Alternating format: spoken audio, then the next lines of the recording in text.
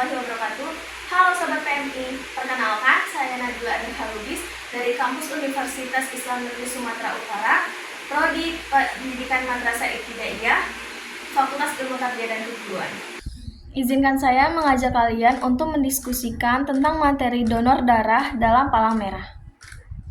Donor darah adalah tindakan sukarela memberikan sebagian darah kita untuk disalurkan kepada mereka yang membutuhkan, seperti pasien yang menjalani operasi, kecelakaan, atau penyakit yang membutuhkan transfusi darah. Kegiatan ini sangat penting karena darah tidak dapat diproduksi secara buatan dan hanya bisa diperoleh oleh donor yang sehat. Transfusi darah membantu menggantikan darah yang hilang atau rusak, mendukung fungsi vital tubuh, dan mempercepat pemulihan pasien.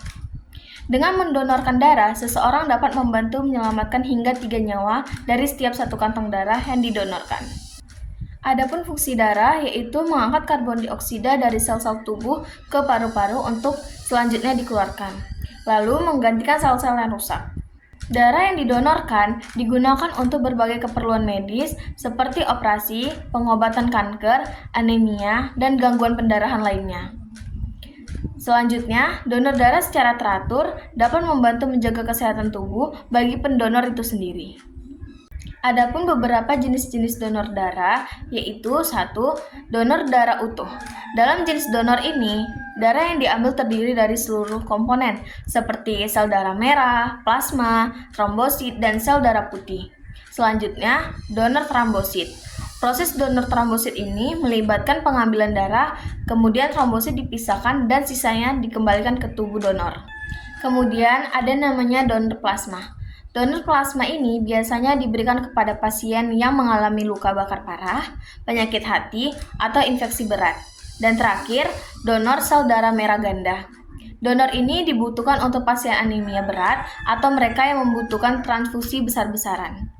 Sebelumnya, kita harus mengetahui dulu apa itu definisi donor darah dan transfusi darah. Donor darah yaitu menyumbangkan darah untuk tujuan transfusi darah. Sedangkan transfusi darah adalah proses pemindahan darah dari seseorang yang sehat dan memenuhi persyaratan ke orang yang membutuhkannya. Baik, selanjutnya ada 6 ciri untuk seseorang bisa mendonorkan darah. 1. Laki-laki atau perempuan yang berumur 18 sampai 60 tahun. Kedua, sehat jasmani dan rohani menurut dokter.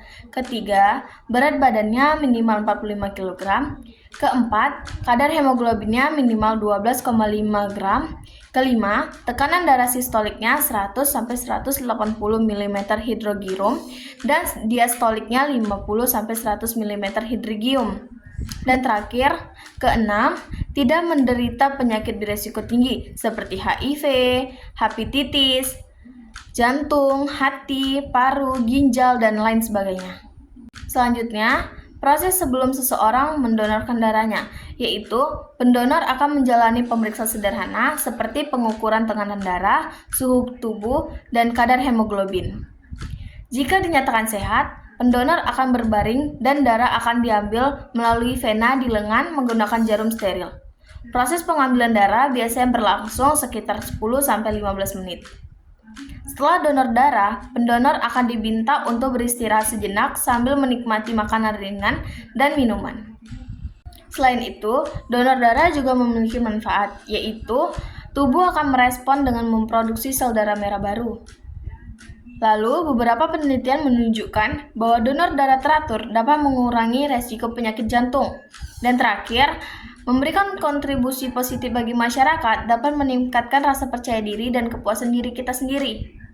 Beberapa tips yang dilakukan sebelum kita mendonor darah, yaitu istirahat yang cukup, makan makanan bergizi, minum banyak air putih, dan hindari alkohol dan kafein sebelum didonorkan darahnya.